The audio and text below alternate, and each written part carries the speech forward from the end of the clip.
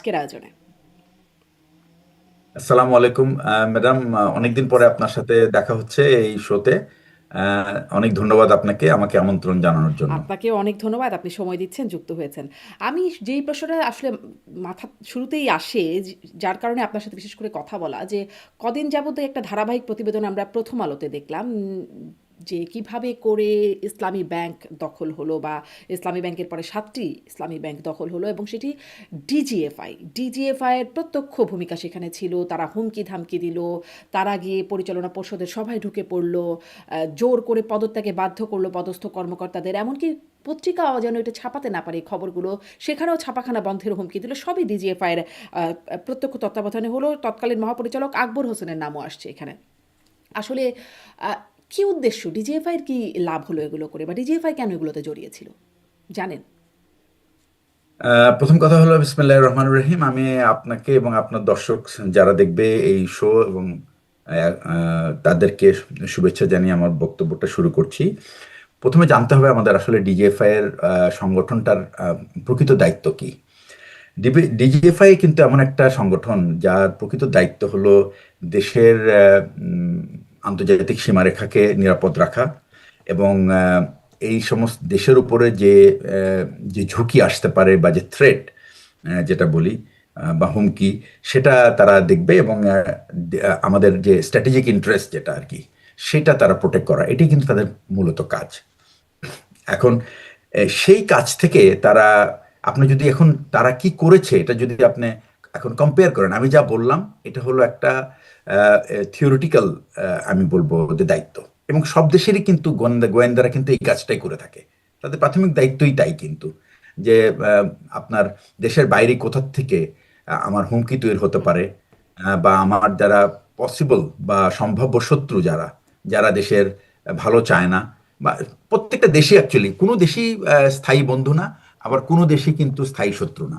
কারণ এখানে ইন্টারেস্টটাই হলো স্থায়ী, এটা একটা আন্তর্জাতিক সম্পর্কের ব্যাপারে, এটাই কিন্তু একেবারে মূলমন্ত্র, এবং সারা পৃথিবীতে জুড়ে সব দেশই কিন্তু এই কাজটাই করে।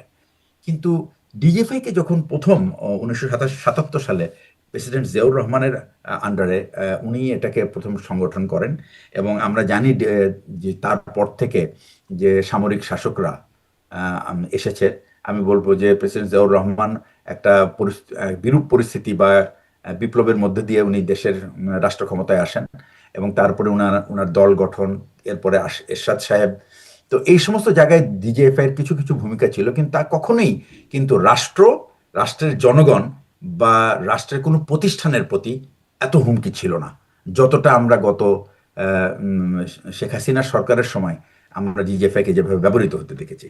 তো এই ব্যাপারটা যে এর থেকে বোঝা যায় যে ডিজিএফআই এর যে পরিবর্তনটা ওভার দি পিরিয়ড, মানে 77 সাল থেকে নিয়ে 2009 পর্যন্ত, এই যে পরিবর্তন, আমি কিন্তু এটাকে নয় বলবো না, আমি বলবো যে এই পরিবর্তনটা কিন্তু শুরু হয়েছে কিন্তু 1/11 থেকে। আজকে যদি আপনি কিছুদিন আগের ঘটনাগুলি দেখেন, আমরা আপনি একটু আসি, 1/11-তে। আমরা একটু একে একে আসি, কারণ এই খুবই জি। গুরুত্বপূর্ণ তথ্য আপনি দিয়ে যাচ্ছেন, মানে ধারাবাহিকভাবে। আমার অনেকগুলো প্রশ্ন আছে, তো মাঝখানে করলে আবার একটু ধারাবাহিকতা না না, বিচ্ছিন্ন ঠিক হয়ে আছে, যাবে। আপনি ফলে চলে যান, আপনি একটু অসুবিধা নেই। এটা বলবেন কি, যে ডিজিএফআই এই ধরনের কাজে কেন, মানে তাদের ইন্টারেস্টটা কি ছিল, কেন তারা কর্মকর্তারা যুক্ত হয়ে গেল, একদম মহাপরিচালক থেকে বিভিন্ন পর্যায়ের কর্মকর্তারা, এরকম গুন্ডামি যদি বলি, আসলে এটার হুমকি এটার আমি ধামকি যদি দখল। সোজা সাপটা বলি, প্রথম কথা হলে দেখেন, একটা সংগঠন কিন্তু এটা একটা এটা একটা জড় পদার্থ। সংগঠনের মানুষগুলো হলো জীবন্ত। সুতরাং ওই সংগঠনটা কিন্তু সেই সুনাম বা দুর্নাম বহন করে সেই সংগঠনের মানুষরা কি আচরণ সেখানে করতে থাকে, তাদের ব্যবহার, তাদের যাদের যে কর্তব্য, তাদের যে লিখিত যে চার্টার অফ ডিউটি, সেটার বাইরে গিয়ে বা সেটার ভেতরে থেকে তারা কতটুকু কাজ করতে, এক। দুই নম্বর হচ্ছে দেশের আইন কানুনের প্রতি তারা কতটুকু শ্রদ্ধাশীল। আর তিন নম্বর হচ্ছে সেটা যে তাদের সেই মূল দায়িত্বগুলি, যে দেশের আপনার সীমারেখাকে প্রোটেক্ট করা। দুই নম্বর হচ্ছে যে দেশের যারা শত্রু, সেখান থেকে কোথা থেকে আমার সে হুমকি তৈরি হতে পারে তা, এবং দেশের স্ট্র্যাটেজিক ইন্টারেস্টটাকে বল, এই তিনটা কথা যদি মাথায় রাখে, তাহলে আপনি দেখবেন যে ডিজিএফআই যে আপনি প্রতিবেদনগুলি গত দুই দুই সপ্তাহ বা সপ্তাহখানেক ধরে দেখছি, এটা কিন্তু আমি নিজেও প্রথম কথা হলো একজন অবসরপ্রাপ্ত সামরিক কর্মকর্তা হিসেবে এবং একজন দেশের নাগরিক হিসেবে এটা আমার কাছে খুবই বিব্রতকর ছিল, এবং আমি নিজেকে ডিফেন্ড করতে পারছিলাম যে আমার আমার ব্রাদার অফিসাররা, এরকম একটা সংগঠন দেখেন, তারা কিন্তু কিন্তু কেউ এই যে নাই এখন। ব্রাদার অফিসাররা যে জড়িয়ে গেল সেই সময়, তখন কি আপনার এই বিষয়গুলো জানতেন না যেগুলো হচ্ছে? কারণ তখনও কিন্তু টুকটাক একটু ক্লু ছিল, পত্রিকায় আসতে হ্যাঁ, শুরু করেছিল। হ্যাঁ, জি। এখানে তখনও আমরা জানি, কিন্তু তখন কিন্তু কাউ, বাংলাদেশের পরিস্থিতিটা তখন এমন ছিল যে তখন কোনো ব্যক্তি, একমাত্র সরকারের যদি তার উপরে ছায়া না থাকে, তাহলে সে তার নিরাপদ ছিল না। এবং এটা কিন্তু আমরা প্রথম দেখেছি যে আমাদের সেনাবাহিনীর বা সশস্ত্র বাহিনীর সদস্যরা তাদের নিজের বাহিনীর সদস্য দ্বারা নিগৃহীত হয়েছে, শুধুমাত্র সত্য কথা বলার জন্য। তো এই যে ব্যাপারটা, এটা কিন্তু একটা বিরাট পরিবর্তন আমাদের পুরো সংগঠনের। তো সুতরাং আমি বলবো যে এই পরিবর্তনটা, এই যে আমি আপনাকে আগেই বলেছিলাম যে এই পরিবর্তনটা শুরু হয়েছিল কিন্তু ১/১১ থেকে।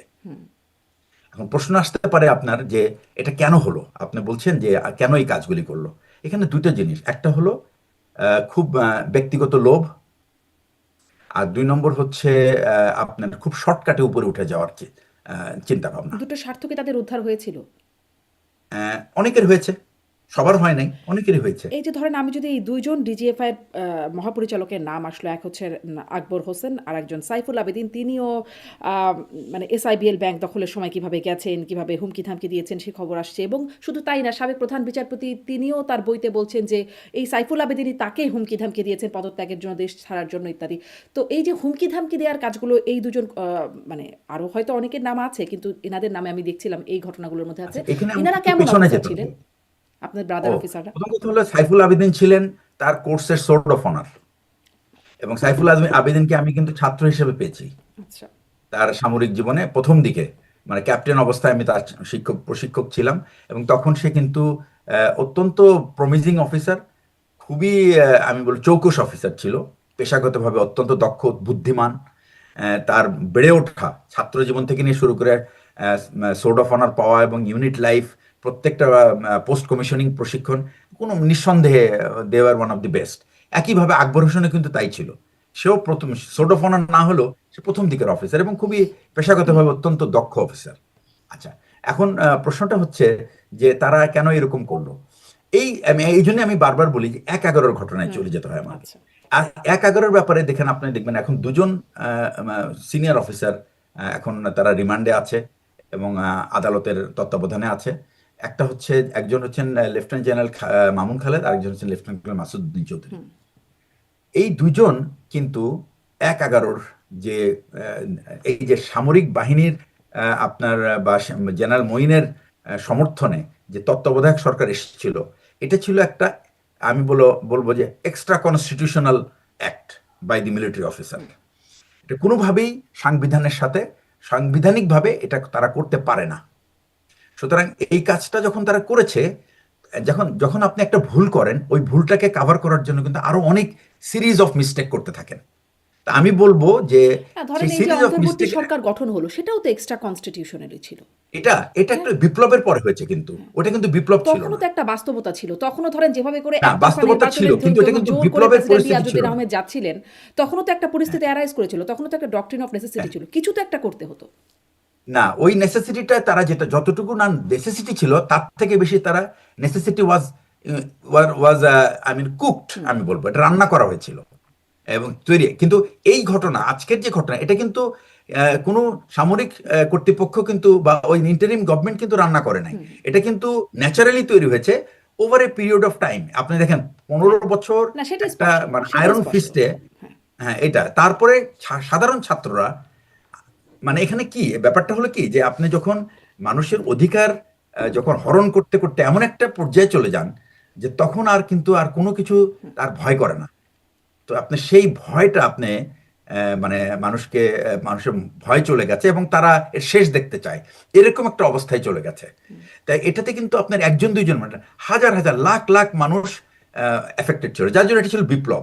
এবং তাদের কিন্তু বিপ্লবের পরে ২-৩ দিন কিন্তু কোনো সরকার ছিল না, মানে কার্যত কোনো সময়। এবং এরকম বিপ্লব কিন্তু বাংলাদেশের ইতিহাসে আর হয় নাই, যে প্রধানমন্ত্রী, তার সমস্ত মন্ত্রিসভা, পুরো পার্লামেন্টের সদস্যরা, তো বিচারপতিরা, পুলিশের সদস্যরা, 5-7 জন সামরিক অফিসার, অনেক আমলারা একসাথে সব পালিয়ে চলে গেল, এরকম ঘটনা কিন্তু এমন অনেকে বলে যে মসজিদের ইমাম পর্যন্ত, কি বলে, ইসলামিক ফাউন্ডেশনের চেয়ারম্যান পর্যন্ত পালিয়ে চলে গেছে। তো এই যে ব্যাপারটা, না এটা পালালে কিন্তু যেভাবে আর পিটিয়ে মারা হচ্ছিল তাতে আসলে না পালিয়েও গতি কি, মানে সাধারণ অনেকে পালিয়ে গেছে, অপরাধীরা তো পালিয়েছে বটেই, সাধারণ অনেকেও আসলে যাদের মানে যে ভয়টা পেয়েছিল না পালিয়েই বা গতি কি ছিল।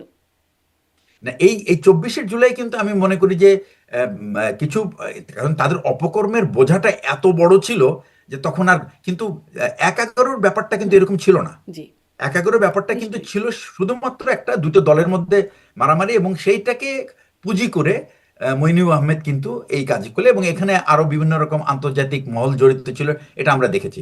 আমি আবার ব্যক্তিগতভাবে এই আন্তর্জাতিক মহলের এই প্ররোচনা বা তাদের সাপোর্ট বা তাদের প্রভোকেশন, এগুলিকে আমি বিশ্বাস করতে চাই না। কেন চাই না? আমি মনে করি যে এটা থাকতে পারে, এটা সত্য, এটা থাকতে পারে, কিন্তু যিনি দেশের দায়িত্ব নেবেন তিনি যদি ওই আন্তর্জাতিক চাপের কাছে নতি স্বীকার করেন, তাহলে তার আর দায়িত্ব নেওয়া উচিত না। সুতরাং আমি বলবো যে যদি ওটা ওটা যদি সবচেয়ে বড় ভুল ছিল, এবং তখন কিন্তু মিলিটারির একটা বড় অংশ, অধিকাংশ আমি বলবো, তারা কিন্তু বিশেষ করে যারা দায়িত্বশীল পদে ছিলেন, তাদের অনেককেই কিন্তু জেনারেল মঈনকে এটার ব্যাপারে কিন্তু তাকে কিন্তু সতর্ক করেছিল যে এই এই যে কনস্টিটিউশনের বাইরে যে আমরা একটা কাজে যাচ্ছি, এইটার দায়ভার কে নেবে? কারণ একটা সময় এটা চলে যাবে, তখন একটা বেসামরিক সরকার আসবে, এবং তখন যদি তারা এটার জবাবদিহি শুরু করে বা এটার যদি তারা তদন্ত শুরু করে, তাহলে এটার দায়ভার কে নিবে? তখন কিন্তু তারা মোটামুটি যখন একটা অ্যাকচুয়ালি এই ধরনের পদে থেকে যখন ভুল করতে থাকে, এবং তখন তারা মনে করে তারা অজেয়, তাদেরকে আর কেউ প্রশ্ন করার কেউ নাই। তো এই মনোভাবটা, এটা অ্যাকচুয়ালি যেমন আমলা এবং এই সামরিক আমলাদের ক্ষেত্রে প্রযোজ্য, একইভাবে কিন্তু রাজনৈতিক নেতাদের জন্য, তারাও কিন্তু এরকমই ভাবতে থাকে যে আমাদেরকে কিন্তু আর কেউ পরাজিত করতে পারবে না, we are the final winner. তো বাংলাদেশের কনটেক্সটে এই মহাসত্যটা, সবচেয়ে মজার ব্যাপার হলো যেই ক্ষমতায় যায় সেইটা ভুলে যায়, এবং এই ভুলে না যেতে যদি যেদিন আমরা এটা ভুলে যাব না, সেদিনই আমরা বোধহয় আমরা একটা পরিপক্ক মানে রাজনৈতিক নেতৃত্ব পাবো। জি। তার আগে পর্যন্ত আমরা মানে আমি আমি মনে করি সমস্যাটা না যে আমরা নেতৃত্বের কম, ক্ষমতার বেশি, কারণ যেই যেহেতু হ্যাঁ, তো ক্ষমতায় যাচ্ছে। বিকজ ওই ক্ষমতাটা তো আসলে নেতারাই নিচ্ছেন। নেতারা যখন ক্ষমতাটা পেয়ে যায়, তখন মনে করেন যে এটা তো আমি আর এটা বাঘের পিঠে চড়ে বসলাম, আচ্ছা। সুতরাং ব্যাগের পিঠে নামলে আর আমার তো অবস্থা খারাপ। তো সেই তো ১-১১ এই থেকে শুরু আমি হলো বলছিলেন? হ্যাঁ। হ্যাঁ, 11-তে শুরু হয়েছে। কিভাবে শুরু হয়েছে দেখেন আপনি, সেখানে প্রথমে করা হলো কি, রাজনৈতিক নেতৃবৃন্দকে, সব দুই দলেরই, তাদেরকে ভিলিফাই করানো হলো, মানে তাদেরকে ভিলেন বানানো হলো। হ্যাঁ, তাদের অনেক দোষ ত্রুটি আছে, কোনো সন্দেহ নাই, দোষ থাকতে পারে। যদি দোষ ত্রুটি থাকেই, তাহলে তো দেশের আইন কানুন আছে, এবং আইন কানুন আছে। এটা আবার বলতে পারেন আপনি যে এই আইনের ফাঁক দিয়ে তো অনেকেই বের হয়ে চলে যাবে। হ্যাঁ, সেটাও আছে। তো তার মানে কি, এই আইন কানুন যারা তৈরি করেন সেটা কিন্তু আমাদের রাজনীতিবিদরাই, তারা সংসদে বসে আইন তৈরি করেন। ওনারা যদি এই আইনটাই ঠিক করে তৈরি করেন, যে আমি আইনটা এমনভাবে তৈরি করব যে আমি জনগণকে রক্ষা করব, সেই সাথে আমি নিজেকেও রক্ষা করব। কিভাবে? আমি আইনটা এমনভাবে তৈরি করি যেন সেই আইন দিয়ে, যেন সেই আইনের কারণে যেন আমি আমার বাউন্ডারির বাইরে যেন না চলে যাই, আমি যেন রেড লাইন ক্রস না করি। আইন কিন্তু আমরা দুই দিককেই, দুজনকেই কিন্তু রক্ষা করে, জনগণের অধিকারও রক্ষা করে, রাজনীতিবিদদেরও কিন্তু প্রোটেক্ট করে। কিন্তু দুঃখজনক হলো, রাজনীতিবিদরা যখন এই আইন প্রণয়ন করেন, তখন কিন্তু তারা নিজের আইনটা করে এমনভাবে যেন শুধুমাত্র নিজেকে ক্ষমতাবান তৈরি করার জন্য যে আইন, সেটাই তারা তৈরি করেন। এবং এইটা কিন্তু আমরা কিন্তু এই এই ব্যাপারটা কিন্তু আমরা লক্ষ্য করেছি বেশ, আমি বলবো এই গত প্রথম অধিবেশনে কিন্তু আমরা এগুলি লক্ষ্য করেছি। তো এগুলি আর নতুন করে বলার কিছু নাই।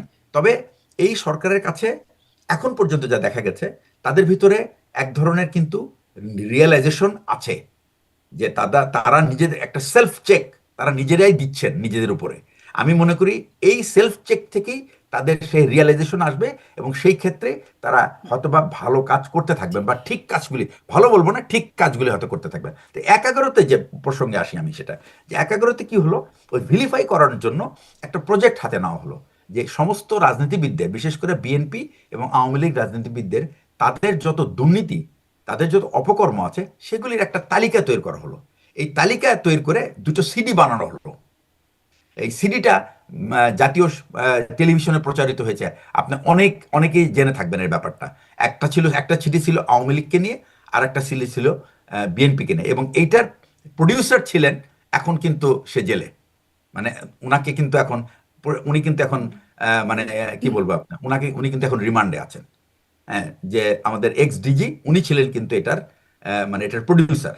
এই সিডিটায় তখন আচ্ছা, বিভিন্ন, তো এবং যখন তার কি উদ্দেশ্য ছিল? মানে আপনি এই যে আমি জিজ্ঞাসা করছিলাম সাইফুল আবেদীন, আকবর তাদের কথা, মানে ডিজিএফ এর সাবেক মহাপরিচালকদের কথা, তাদের তাদের ব্যক্তিগত লোভ এবং উঁচু পর্যায়ে যাওয়ার ইচ্ছা আপনি বলছিলেন। এই মাসুদউদ্দিন চৌধুরী, তিনি তৎকালীন ডিজিএফআই প্রধান, তার আসলে কি উদ্দেশ্য ছিল এরকম করার? এইটা তো উনি নিজেও বলেছেন, এবং পেপার পত্রিকায় এসছে যে ওনার কিছু ব্যক্তিগত যেমন ক্ষোভ ছিল যে উনি সেনাপ্রধান হতে পারেন নাই। এটা তার একটা, অ্যাকচুয়ালি সবাই সেনাপ্রধান হবে এটা সম্ভব না। সেনাপ্রধান এমন একটা পদ যেটার মধ্যে আপনাকে পেশাগত দক্ষতা এবং বিশ্বাসযোগ্যতা অথবা আস্থা, সরকারের আস্থা অর্জন করতে হবে, এবং তার পেশাগত যোগ্যতা থাকতে হবে, এবং তার কাছে তার একটা অ্যাকসেপ্টেবিলিটি থাকতে হবে। আমি একটা কথা বলি, কিন্তু বাংলাদেশ সেনাবাহিনীতে একটু যে এটাও কি সমস্ত জিজ্ঞাসা করব যে আস্থাভাজন হয়েই তো তিনি বিএনপির সময় নবম ডিভিশনের জিওসি হয়েছিলেন, বা ময়নিউ আহমেদ তিনি সেনাপ্রধান হয়েছিলেন, আস্থাভাজন হয়েছিলেন বলেই তো পরে সেই আস্থার মানে সবচেয়ে ক্ষতি যদি করে বিএনপিরই তো মনে হয় করলো। আর তারেক রহমানকে তো মানে প্রচণ্ড নির্যাতনের শিকার করেছে মাসুদউদ্দিন চৌধুরী, তিনি নাকি সম্পর্কে আবার মামাও হন আর মানে জি জি তারেক জি রহমানের তো। জি জি জি মানে এত কিছু কেন করলেন তারা? তাদের স্বার্থ কি ছিল? আসলে আমাদের চাহিদার কোনো শেষ নাই, এটা হলো সবচেয়ে বড় প্রথম কথা। চাহিদার কোনো শেষ নাই। এখন আপনি আর একটা জিনিস হলো, বিএনপি তখনকার বিএনপি আমি বলবো, তারা খুব আমি বলবো কিছু কিছু কোনো না কোনো ঘরানার প্ররোচনায় বেগম খালেদা জিয়াকে কিন্তু মিসলিড করা হয়েছে। বেগম খালেদা জিয়া কিন্তু, আমি যতটুকু জেনেছি, উনি কিন্তু সবসময় সিদ্ধান্তগুলি নিতেন উনার ব্যক্তিগত বিচার বিবেচনার উপরে, কিন্তু শুধুমাত্র সামরিক বাহিনীর ক্ষেত্রে উনি কারো না কারো উপরে ভরসা করতেন। কিন্তু উনি যদি একটা সেটা কি তার পেশাগত ভাই পথ ধরে, ইস্কান্দার সাহেব? হ্যাঁ, ব্যাপারটা হলো যে উনি যদি একটা পেশাগত অ্যানালাইসিস করতেন, তাহলে এই জন্যই বলি যে আমাদের এই সমস্ত যখন অ্যাপয়েন্টমেন্ট হয়, আমরা এই ধরনের যখন পদায়ন করা হয়, এই পদায়নের জন্য এমন একটা সিস্টেম থাকা উচিত যে সিস্টেমটা একটা নিউট্রালি বা নিরপেক্ষভাবে বিচার বিবেচনা করে সবচেয়ে যোগ্য ব্যক্তিকে সেখানে বসাবে। এই এই প্রসেসটা যদি না থাকে, তাহলে কিন্তু আপনি এই ধরনের ভুল হতেই থাকবে। রাজনৈতিক নেতৃবৃন্দরা আবারও এই কি ভুল সেই ভুল করবেন, এবং হয়েছে? এই ভুল কারণ থেকে তারা, ধরেন এবারও ক্ষমতায় আসার পর শুনেছি সেনাবাহিনীর শীর্ষ পর্যায়ে বেশ কিছু রদবদল হয়েছে, পুলিশে হয়েছে, প্রশাসনে হয়েছে, মানে বাংলাদেশ ব্যাংকের কথা বলি সেখানে হয়েছে, দুদকের সব আগে যারা ছিল সব বিদায় হয়েছে, মানে অনেক জায়গায় এমনকি বিশ্ববিদ্যালয় না, হয়েছে। এগুলি দেখেন আপনি, এখানে অনেক পার্থক্য আছে। দুদকের যারা গেছে তারা কিন্তু স্বেচ্ছায় পদত্যাগ করেছে। মানবাধিকার কমিশন থেকে যারা গেছে তারা কিন্তু স্বেচ্ছায় এই পদত্যাগ যে করেছে। ইসলামী ব্যাংকের আর কথা যাদের কথা বলছি তারাও সবাই স্বেচ্ছায় কিন্তু পদত্যাগ করেছিল তখন। পারিবারিক না, কাজ ওই ছিল তাদের, ইত্যাদি ইত্যাদি কথা বলে তারা পদত্যাগ করেছে। কেউ বলে নাই ডিজিএফআই আমাকে চাপ দিয়েছিল ফলে আমি পদত্যাগ করেছি। এখন বলছি। না না না, ওইটা বলবে না, এখন বলছে তো, রিপোর্টে তো এখন হুম। আসছে, সবাই তো বলতেছে, কিন্তু তখন বলতে পারে না। এখন তখন তো গলায় দড়ি তো ছিল, এখনো যে তারা ঠিক গলায় বলতে দড়ি ছিল। পারছে না, তাদের গলায় যে দড়ি নাই তার গ্যারান্টি কি? রাষ্ট্রপতিও এখন বললেন তো তাকে তারা, নাকি, তিনিও তখন বলতে পারেন নাই, এখন এসে অনেক কথা বলে দিচ্ছেন। মানে দড়ি তো সবারই গলায় কখনো না কখনো থাকে, কার না গলা এবার সেটা হচ্ছে এখনকার ব্যাপার। দেখেন আপনি, এখন আমি বলি আপনাকে, এই যে মানবাধিকার কমিশন যখন একযোগে পদত্যাগ করলো, তারা কিন্তু এক সংবাদ সম্মেলন করেছে এবং তারা ব্যাখ্যা করেছে কেন তারা পদত্যাগ করেছে। ঠিক একইভাবে দুদক যখন পদত্যাগ করেছে, তারা বলেছে, তারা বলেছে যে আমরা কারো চাপে না, ওরা আসলে কারো চাপে তারা বলেছে যে নতুন সরকার এসছে, এবং তারা অন্যান্য জায়গায় যে, যেমন মানে বাংলাদেশ ব্যাংকের গভর্নর যেভাবে বিদায় হয়েছে, সেটা তাদের কাছে খুবই অপমানজনক মনে হয়েছে, এবং তারা মনে করছিল যে যদি তারা ইচ্ছা করে পদটা ধরে রাখে, তাহলে হয়তো বা তাদেরকে এই ধরনের অপমানিত হতে পারে। এই জন্য তারা আগের থেকে বলেছে যে নতুন সরকার এসছে, এখন তারা তাদের প্রধানমন্ত্রীর সচিবালয়ের তার তার এটা এই দুদকটা তার হুম। অধীনে কাজ করে, সুতরাং তার ইচ্ছায় এই দুদক গঠন করা হবে। সুতরাং আমরা এখান থেকে সরে গেলে আমার মনে হয় সরকারের জন্য ভালো, তারা তাদের পছন্দ মতো বা তাদের মতো যোগ্য, তাদের মতে যারা যোগ্য তাদেরকে তারা নিয়োগ দিতে পারে। এই এই পটভূমিকা কিন্তু আছে, তারা কিন্তু বলে নাই যে, কিন্তু আগে যারা গেছে তারা কিন্তু এটাও বলতে পারে নাই যে তারা কেন যারা যাচ্ছে, তাদেরকে আগে সাইন করে নেওয়া হয়েছে যে, এবং আপনি দেখেন ডক্টর মোমেন, কিন্তু ওনাকে তখনও যখন কিন্তু বলা আমরা হয় যে স্যার এরকমই আপনি চলে জানতাম, যাচ্ছেন কেন, তখন কিন্তু পত্রিকায় এরকমই আসতো। এখন যেমন ইনাদের ক্ষেত্রে যে কথাগুলো আসছে যে না তারা ইনারা আসলে, ইনারা তো লাইভ ইন্টারভিউ দিয়েছে, হ্যাঁ, তো ইনারা তারাও এটার সাথে সংবাদ আমার মনে মাধ্যমে হয় বলেছে। মিলানোটা ঠিক হবে না। তারাও কিন্তু সংবাদ না মাধ্যমে ওইটা বলেছে পারিবারিক কাজের চাপে আমি সময় দিতে পারছি না ব্যাংকে, এই কারণে আমি পদত্যাগ করছি ইত্যাদি। তখন আসেনি এই কথাগুলো? তখন কিন্তু এরকমই এসেছে। আহ, আসলে তখন তাদেরকে বলা হয়েছিল কি বলবেন, এর বাইরে কিছু বলতে পারবেন না, আমরা আসলে এটাই ছিল সবকিছু ইয়ে। পরে গিয়ে জানি যে কি হয়েছিল। হ্যাঁ, এখন এটাই হলো আমাদের, এই কালচার থেকে বেরোতে পারছি না আমরা, এটা একটা দুঃখজনক ব্যাপার। তো ১/১১ যেটা আমি আবার আসি ওই পয়েন্টটায়, জি। সেটা হলো ওই যে সেই সিডিগুলি তৈরি করা হলো এবং রাজনৈতিক নেতৃবৃন্দকে দেশের মানুষের কাছে একটা মানে পচে যাওয়া এক দল মানুষকে হিসেবে তুলে ধরা হলো। প্রশ্ন হচ্ছে আমাদের তো কোনো আমরা কোনো নতুন নেতৃত্ব তৈরি করি নাই, কখনোই করি নাই, এবং কোনো রাজনৈতিক দলই নতুন নেতৃত্ব তৈরি হইতে দেয় না। কারণ তারা মনে করে তাদের নেতৃত্ব তৈরি হলে তারা তাদের অবস্থান মানে খুব মানে অস্থায়ী হয়ে যাবে, বা এটা ঝুঁকির মুখে পড়বে। এই জন্য তারা সেখান থেকে যেতে চায় না। আপনি দেখেন কয়েকদিন আগে ইঞ্জিনিয়ার মোশাররফ হোসেন সাহেব, উনি মারা গেলেন, ওনার বয়স ছিল ৮২ বছর বয়স। উনি কিন্তু ওনার শেষ দিন পর্যন্ত উনি মেম্বার অফ পার্লামেন্ট ছিল। আপনি সারা বিশ্বের দিকে তাকান, আপনি দেখেন নেতৃত্বে কারা আছে, রাজনৈতিক নেতৃত্বে সেখানে কিন্তু একটা প্রসেস আছে যার মাধ্যমে আপনার নেতৃত্বে উঠে আসেন। সেই প্রসেসটার কিন্তু দুইটি জিনিস আমি সবসময় বলি, নেতৃত্বের দুইটা গুণ একেবারে মাস্ট। একটা হচ্ছে ইন্টিগ্রিটি, আর ২ নম্বর হচ্ছে কারেজ। কারেজ কোত্থেকে আসে? Courage comes from integrity and courage comes from knowledge. তো এইগুলি যদি আপনি এই এটাকে অনেকেই মনে আমাদের করে দেশে এটা কি একটা কারেজ তাত্ত্বিক কামস ব্যাপার। From DGFI? No, courage comes from how much you have, আপনি কত পাওয়ার আছে, কতটা লাঠিয়াল আছে আপনার কাছে, কয়টা পিস্তল লাঠিয়ালের আপনার ভূমিকায় তো কোমরে দেখা যায় থাকে সেটার ডিজিএফআই কি। উপরে। এটা তো ডিজিএফআই, ডিজিএফআই একটা ইনস্ট্রুমেন্ট, এবং যেটা এই ধরনের ফিল্ড লেভেলের কারেজ দেখানোর মানে কাজ করে নাই। ডিজিএফআই যে কাজটা করেছে সেটা হলো সরকার, ডিজিএফআই এর মেইন কারণটা হলো ডিজিএফআই এর অ্যাকচুয়ালি রিপোর্টিং বস কে, সে কাকে রিপোর্ট করবে। ডিজিএফআই মানে কিন্তু director general of forces intelligence. এটা কিন্তু প্রেসিডেন্ট জিয়াউর রহমান তৈরি করেছিলেন যে সামরিক ইন্টেলিজেন্সের পয়েন্ট অফ ভিউ থেকে, এবং তাদের তাদের কাজই হবে রাষ্ট্রের বিরুদ্ধে সামরিক হুমকি কোথার থেকে আসতে পারে সেটার উপরে তারা নজর দিবে, এবং ভেতর থেকে কি কি মানে কি কি ধরনের সাবভার্সিভ বা এমন কোনো ঘটনা ঘটছে কিনা যেটা রাষ্ট্রের প্রতিরক্ষাকে দুর্বল করে ফেলবে। এই এই দিকেই প্রশ্নের কিন্তু উত্তর তাদের একটু নজর দিবেন? দেওয়ার কথা ছিল। এই কাজটা কি ডিজিএফআই আদৌ করে? মানে আপনি শুরুতেই বলছিলেন দেশের বাইরে কোথাও থেকে হুমকি, এটা দ্বিতীয়বারের মতো বললেন, বা সম্ভাব্য শত্রু কারা সেটি তাদের বিবেচনায় নিয়ে।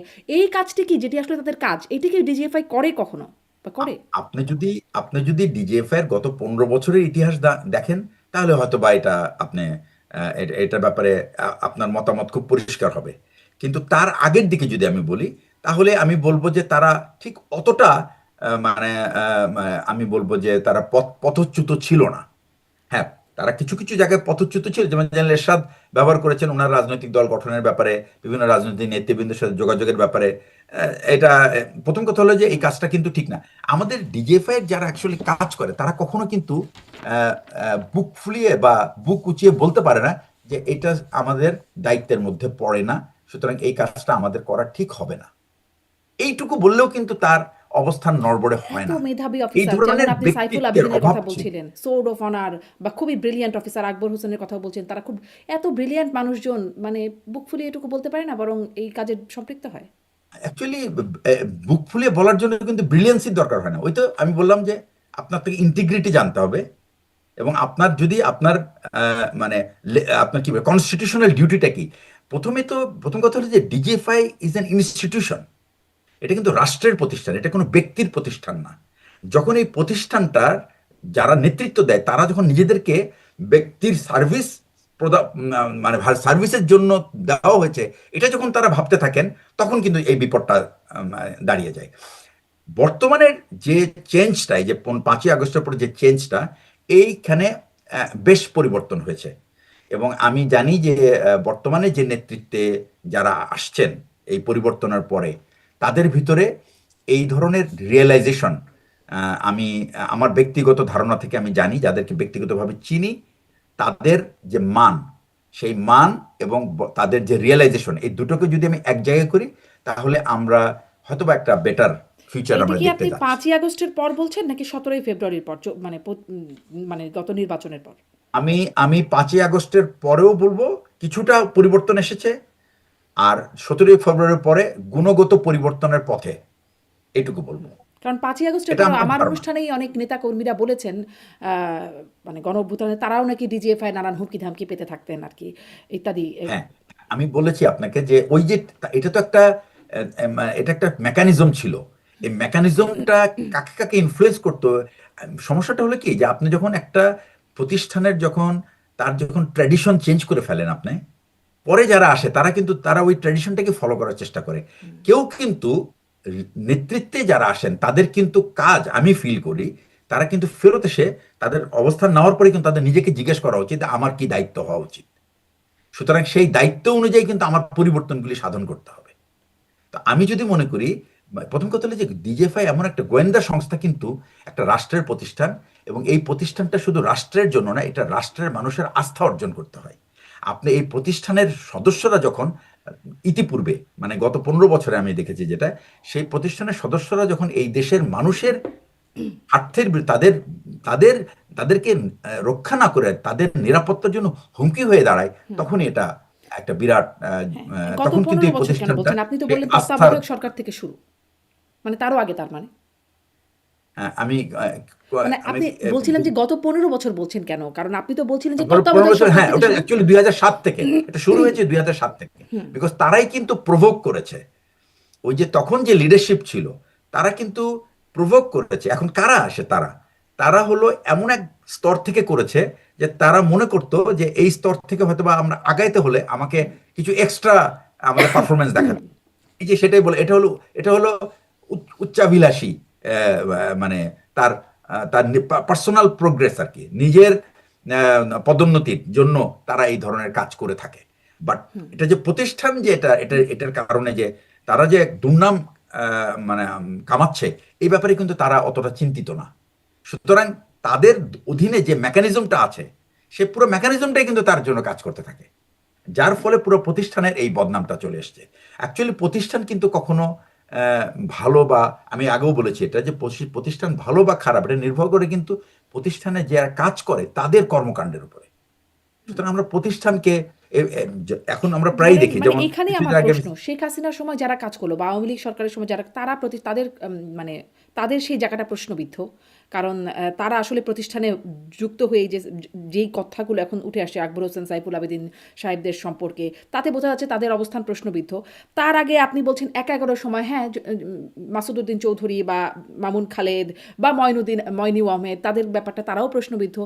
তারও আগে এসে আবার দেখা যায় তখন যখন 21শে আগস্টের ঘটনা ঘটে, তখনও দেখা যায় তৎকালীন ডিজিএফআই প্রধান রেজ্জাকুল সাহেব, তিনিও না, মৃত্যুদণ্ডপ্রাপ্ত হয়েছেন। তখন রেজাক, না, উনি ছিলেন এনএসআই এর প্রধান ছিলেন তখন। আচ্ছা।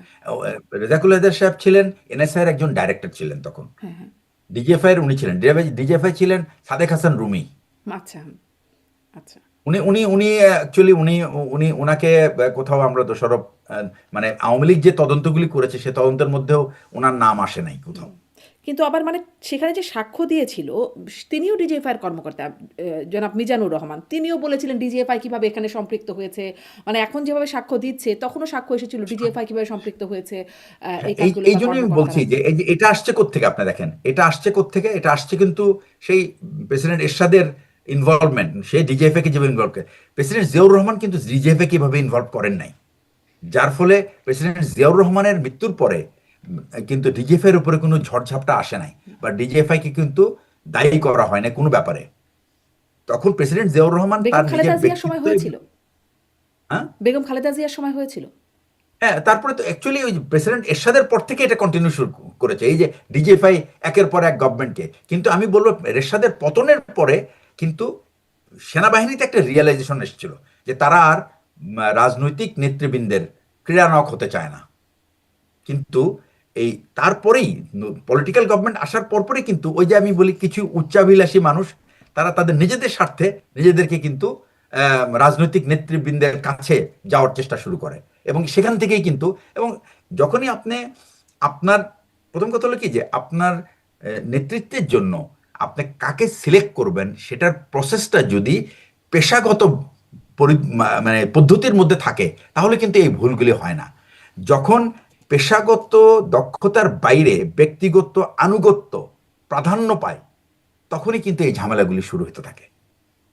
এখান থেকে যদি আমরা বের না হতে পারি, তাহলে আগামীতেও কিন্তু তাহলে এই এক ভুলগুলি এগারো হতে থেকে যেহেতু শুরু আপনি বলছেন, মানে এক এগারোর চয়েসগুলো এরকম মানে ভুল অন্য কিছু ১-১১ থেকে বিবেচনা অ্যাকচুয়ালি করছে। যে আপনার ১-১১ থেকে হলো কি, ১-১১তে যেগুলো হয়েছে বিভিন্ন ব্যবসায়ীদেরকে ডেকে এনে, রাজনীতি নেতৃবৃন্দকে ডেকে এনে তাদেরকে আই মিন ইন্টারোগেশনের নামে কাউকে মামলা দিয়ে, কাউকে আর্থিক দণ্ড দিয়ে, এই যে একটা ইল্লিগাল কালেকশন অফ মানি, এখান থেকেই কিন্তু আসলে আচ্ছা, সেই মানিগুলো কি ডিজিএফআই হয়েছে? যারা, সেই যে হ্যাঁ, কালেকশনগুলো, মানিগুলো, সেই অর্থ? এগুলি তো আমরা এগুলি আমরা, এগুলো তো সবকিছু আমরা ওই সময় জানা যায়নি। পরে জানা গেছে যে এটা সরকারি কোষাগারে জমা হয়েছে। কিন্তু সরকারি কোষাগারে জমা হবে, সরকারি কোষাগারে জমা দেওয়ার জন্য কিন্তু আপনার হেড আছে, যে আপনি একটা ইচ্ছা করলে আপনি কোথাও কিছু জমা দিতে পারবেন না। এটা এই জন্যই যেমন মনে করেন পুলিশ যদি কোনো অপারেশনে যায়, সে যখন কোনো অর্থ উদ্ধার করে, তার কিন্তু একটা আইনি প্রসেস আছে, সে আইনের মাধ্যমে সে সরকারি কোষাগারে জমা দেয়। কিন্তু সেনাবাহিনী যখন উদ্ধার করে, তার তো কোনো অ্যাকচুয়ালি আইনি ভিত্তি নাই। এটা একটা বিরাট সমস্যা।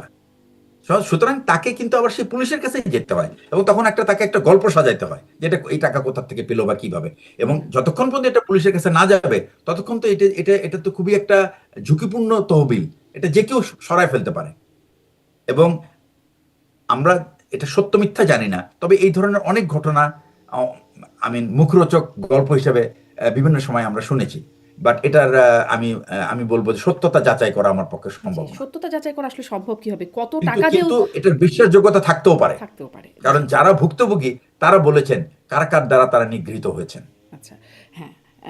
এখন ধরেন এই যে হুমকি ধামকির কথাগুলো এখন যেটা আসছে তা যে এখন দেন আমি আপনার কথা য বলি একটা জিনিস, এই এই এই এই জায়গাটা আমি ১-১১ সময় যখন এটা হলো, তখন কিন্তু আওয়ামী লীগ দেখলো যে আরে ডিজিএফআই তো এমন একটা অ্যাপারেটাস, যাকে দিয়ে আমি মানুষজনকে দমন করতে পারি, কাউকে ভীতি দিতে পারি, তাকে তার কাছ থেকে অর্থ কামানো যায়, তাকে জেলে ভরা যায়, যা খুশি করা যায়।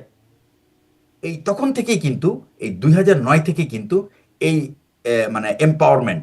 এখন এই এম্পাওয়ারমেন্টের আবার একটা মজার ব্যাপার আছে, সেটা হচ্ছে যে এইখানে আমাদের একজন সিনিয়র অফিসার, যিনি এখন পলাতক, উনি এক প্রথম ডিজিএফআই, উনি এটার মধ্যে উনাকে প্রমোশন দিয়ে এখানে নিয়ে আসা হলো। আসার পরপরই কিন্তু উনি যেহেতু ১-১১-র ফর্মুলাটা জানতেন, সুতরাং তাকে দিয়ে অ্যাকচুয়ালি এই যাত্রাটা শুরু। এবং তখন উনি যখন ডিজি হলেন, তখন এই সাইফুল আবেদিনকে তার স্টাফ অফিসার হিসেবে নিয়ে গেলেন। কারণ এই স্টাফ সাইফুল আবেদিন এবং উনি দুজনে মিলেই ওই ১-১১-র সময়, যে উনি ছিলেন চিফ কোঅর্ডিনেটর এই সমস্ত পলিটিক্যাল লিডারদের বিরুদ্ধে কেস সাজানোর, দুর্নীতির মামলা সাজানোর যে আর্কিটেক্ট, এটা উনি ছিলেন। সুতরাং উনি যখন ডিজিএফআই হলেন, উনি কি করলেন, আওয়ামী লীগের বাক্সটা বন্ধ করে দিলেন, যে এটা নিয়ে আর কথাবার্তা হবে না, কারণ আওয়ামী লীগ ক্ষমতায় আসছে। এখন উনি বিএনপির বাক্স খুললেন, এবং বিএনপির যত যা আছে বিএনপির সাথে কানেক্টেড, এভরিবডি ওয়াজ এফেক্টেড। এর থেকে ব্যবসায়ী বলেন, ব্যাংকার বলেন, রাজনীতিবিদ বলেন, রাজনৈতিক কর্মী বলেন, কেউ এর থেকে বাদ নয়, এবং প্রধানমন্ত্রী খালেদা জিয়ার পরিবারের সদস্যবৃন্দ। এবং আমি বলবো যে তার যে আচ্ছা, 2 সন্তানের আচ্ছা, বিরুদ্ধে যে ৫ই অভিযোগগুলি আগস্টের পরে কি ৫ই আগস্টের পরে কি ওইভাবেই কিছু একটা হয়েছে, যে এখন যেহেতু তারা বিতাড়িত, পলাতক, না, অতএব না, তাদের এটা হয় নাই, ব্যবসাটা এটা খুবই হয় নাই, না, এটা হয় নাই। এইখানেই চেঞ্জটা, পরিবর্তনটা এইখানেই, যে তারা ওই বিজেএফআই এর ওইখান থেকে শিক্ষা নিয়ে ৫ই আগস্টে এই পরিবর্তনটা এসছে, এবং তারা আর কোন রকম পাবলিক কোনো অ্যাক্টিভিটিসে তারা নিজেদেরকে ইনভলভ করতো না। করতো কিন্তু তো। তারা ওই যে যেটার হুমকি মধ্যে ধামকি এখন যে দিত অভিযোগ যেটা, নেতাদেরকে, সেটাও তো শুনতাম না। নেতারা অন্তত বলতেন, অনেকেই তো বলেছেন যে ডিজিএফআই থেকে তারা আমি নানা বলবো যে সেই সেই যে একটা খুব ধ্বংসাত্মক যে একটা অবস্থা ছিল, মানে ১৫ বছরের, সেখান থেকে একটা দ্রুত কিছু সরে এসছে। কিন্তু এটা সম্পূর্ণ, আমি বলবো, ত্রুটিমুক্ত হয় নাই তখনও। এই ত্রুটিমুক্তির প্রসেসটা এখনই কিন্তু অ্যাকচুয়ালি সময় দেখার, যে নতুন যে নেতৃত্ব আসলো যারা এই গোয়েন্দা সংগঠনের, তারা নিজেদেরকে কিভাবে শুধরে নেয়। এটার জন্য আমাদের এটা তো অ্যাকচুয়ালি এই ১৫ বছরের যে জঞ্জাল, এই জঞ্জাল কিন্তু আপনি একদিনে শেষ হবে না। এখানে অনেক গবেষণা করতে হবে তাদের নিজেদের মধ্যে। আমি আরেকটা কথা বলি আপনাকে, সেনাবাহিনী এমন একটা প্রতিষ্ঠান, যখন আমরা খুব ইয়াং অফিসে ছিলাম, আমরা কিন্তু দেখেছি যে আমাদের প্রতিষ্ঠানে যে আমরা যে একেবারে ত্রুটিমুক্ত তা কিন্তু না, আমাদেরও কিন্তু অনেক ভুল ত্রুটি আছে। কিন্তু সেনাবাহিনীর একটা স্বভাবসুলভ ভাব ছিল যে তারা তাদের নিজেদের ত্রুটি বের করার জন্য তাদের একটা পদ্ধতি আছে, এবং তারা কিন্তু এটা অফিসিয়ালি করে। এবং আমি বলবো যে আমাদের সবসময় দেখবেন যে কোনো ধরনের দুর্ঘটনা হলেই বা ঘটনা হলেই তদন্ত আদালত হয়, এবং এই তদন্ত আদালত কিন্তু মোটামুটি আমি বলবো যে আহ, আমি বলবো যে 90% তারা চেষ্টা করে যেটা নিরপেক্ষ থাকতে, এবং সত্যিকার অর্থে দোষী ব্যক্তি তারা বের করে। করার পরে আমাদের পেশাগতভাবে কিন্তু শাস্তি দেওয়ার পদ্ধতি আছে, এবং সেই পদ্ধতি অনুযায়ী তারা শাস্তিপ্রাপ্ত হয়। এবং যে ভুল ত্রুটি কি কারণে এই ভুলগুলি হলো, যারা ডাইরেক্টলি ইনভলভ না থাকলেও তাদেরকে কিন্তু সেই কমান্ড রেসপন্সিবিলিটি যেটা বলি আমরা, সেই রেসপন্সিবিলিটির কারণ তারা কিন্তু প্যানালাইজড হয়। এবং তারা দেখা গেছে এই সমস্ত কারণে অনেক ভালো ভালো অফিসারের আপনার ক্যারিয়ার মুখ থুবড়ে পড়ে গেছে মাঝপথে, এই সমস্ত তাদের উদাসীনতার কারণে। সুতরাং সেনাবাহিনীর যে ভিতরে যে প্রসেসটা, এই প্রসেসটা কিন্তু সেই সবসময় প্রসেসটা চালু কি ছিল, কিন্তু সব সময় চালু ছিল? আমি মাঝখানে বলি কখন আপনাকে, থেকে সেই প্রসেসটা গেল সেটি জানার জন্য আমি আরেকটা এটা একটু এটা একটু সেটা আমি প্রশ্ন সেটা অ্যাড করে দিই, একটু প্রশ্ন হ্যাঁ, অ্যাড করে দিই। জি ধরেন বলেন। একটা ঘটনা মনে পড়লো, তনু হত্যাকাণ্ড কুমিল্লা সেনানিবাসে। তারপরে জি। কি সেনাবাহিনী এরকম কিছু করেছিল? কারণ তারপরে আমরা কিন্তু না, কিছুই এই জানি না। এই এই- এই- এটাই প্রমাণ করে যে ওই যে আমি যেটা বললাম যে এই যে অবক্ষয়, যেটা এই অবক্ষয়ের কারণ কিন্তু তনু হত্যার সত্যিকার হত্যাকাণ্ডের তথ্য উদ্ঘাটন না করা এবং এটাকে চেপে যাওয়া, এটা হলো তার একটা প্রমাণ। তনু হত্যার চেপে যাওয়া, এবং এই যে একটা মেয়ে, সে একটা তার নির্যাতনের শিকার হয়ে মারা গেল, এটার জন্য প্রথম কথা হলো একটা জীবন গেছে, এক। দুই নম্বর হচ্ছে একটা একটা ইয়াং মেয়ে, তার জীবনের অনেক স্বপ্ন ছিল, সেটাকে কিন্তু ধূলিসাৎ করে দেওয়া হয়েছে। এবং এটা কিন্তু একটা সংগঠনের, আমি বলবো যে তার ভাবমূর্তির উপর একটা বিরাট আঁচড়। এই ঘটনার যদি সত্যিকার বিচার হতো, তাহলে সংগঠনের ভাবমূর্তি উজ্জ্বল হতো, কিন্তু তা না করে এটাকে চাপিয়ে দেওয়াটা একটা বিরাট ভুল হয়েছে, যেটা যেটার ভোগ, যেটার পরিণাম এখন আমরা ভুগছি। এই যে চেপে অর্থাৎ যাওয়াটা বিশাল এখন ভুল হয়েছে। আমরা শুনলাম যে অবশ্যই আমরা শুনলাম এই যে যখন এই মানে অভ্যুত্থান পরবর্তী সরকারের সময় যখন বড় বড় সেনা কর্মকর্তাদের আদালতে নেওয়া হলো, তখন আমান আজমি, ব্রিগেডিয়ার জেনারেল আমান আজমি, তিনি তার কাছে নাকি মানে তিনি একটা সাক্ষাৎকারে বলেছেন তার কাছে সেনাপ্রধান ওয়াকারুজ্জামান গিয়েছিলেন এবং অনুরোধ করেছিলেন এই অফিসারদেরকে আদালতে না তুলতে, এমন অনুরোধ মানে তিনি করেছিলেন। এখানেও কি চেপে যাওয়ার কোনো প্রসেস ছিল? আমার কথা হচ্ছে যে এটা ব্রিগেডিয়ার আমান আজমি যে বক্তব্য দিয়েছেন ওটা আমরা শুনেছি।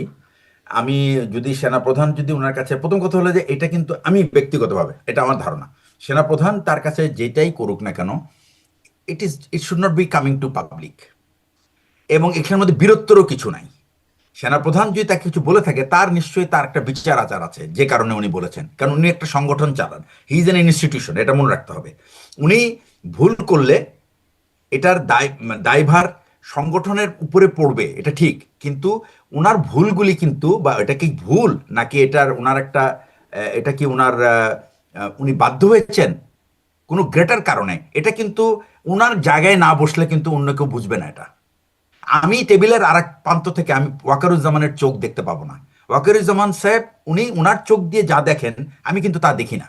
সুতরাং আমি অনেক কিছুই বলতে পারি, এরকম লাখো মানুষ অনেক কিছু বলতে পারে, বাট যখন উনি যে চেয়ারে বসে আছেন, সেখান থেকে উনি কি করতে হবে এটার যুক্তি তার থেকে, কারণ সে তো অনেক আরো অনেক তথ্য তার কাছে আছে, আমার কাছে তো তার নেই।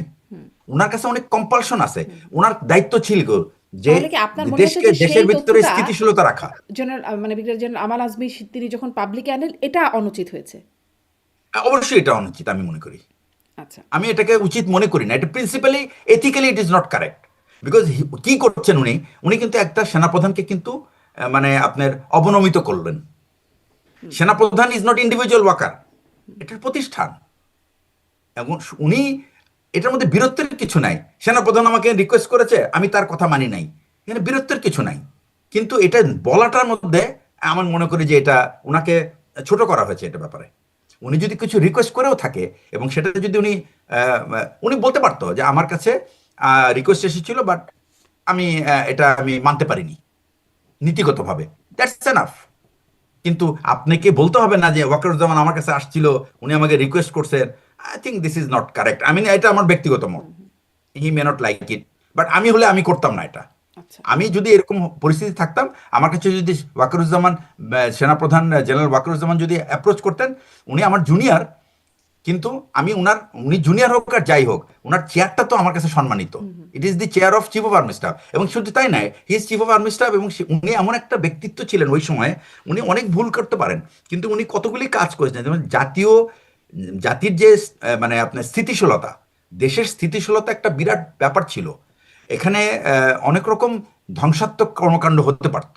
এখন ওনাকে অনেকে দায়ী করতে পারেন, আমি কিন্তু ওনাকে তখনকার পরিস্থিতি হ্যান্ডেল করার, ওই পরিস্থিতিতে যদি আমরা আবার ফেরত যেতে পারি, যেটা সম্ভব না, তখন আমরা বুঝতাম যে উনি কি ধরনের জটিল পরিস্থিতির মধ্যে দিয়ে গেছেন। জি, So, স্পষ্ট। ওনার অনেক মানে একটা কম্পালশন। জিনিস বুঝলাম যে সেনাবাহিনীতে ব্যক্তিগত পর্যায়ে কথা বলার সুযোগ থাকে, আবার অফিসিয়ালি আয়োজন করে বা সভা করে সেখানেও কথা বলে সিদ্ধান্ত নেবার যে জায়গাগুলো সেগুলো হয়ে থাকে। সেটা আমরা 5ই আগস্টের হ্যাঁ, আগেও দেখেছি, যেটা খুব আলোচনা হয়েছিল যে জি জি। সেখানে সেনা মানে তো এরকম যদি সুযোগ থাকে, তো যখন এত গুম খুন হচ্ছিল, আয়নাঘরের ঘটনা ঘটছিল, বা যখন ধরেন 1-11 সময় ব্যবসায়ীদের ধরে এনে এরকম রীতিমতো চাঁদাবাজির মতো অবস্থা তৈরি হয়ে গিয়েছিল, বা তারও আগে যে ঘটনাগুলোর কথা বলছিলাম, তখন কেন সেনাবাহিনীর মধ্যে এই বিষয়গুলো নিয়ে কেউ কোনো কথা আমি বলেনি, আপনাকে কিছু একটা হয়নি? উদাহরণ দিই শুধু।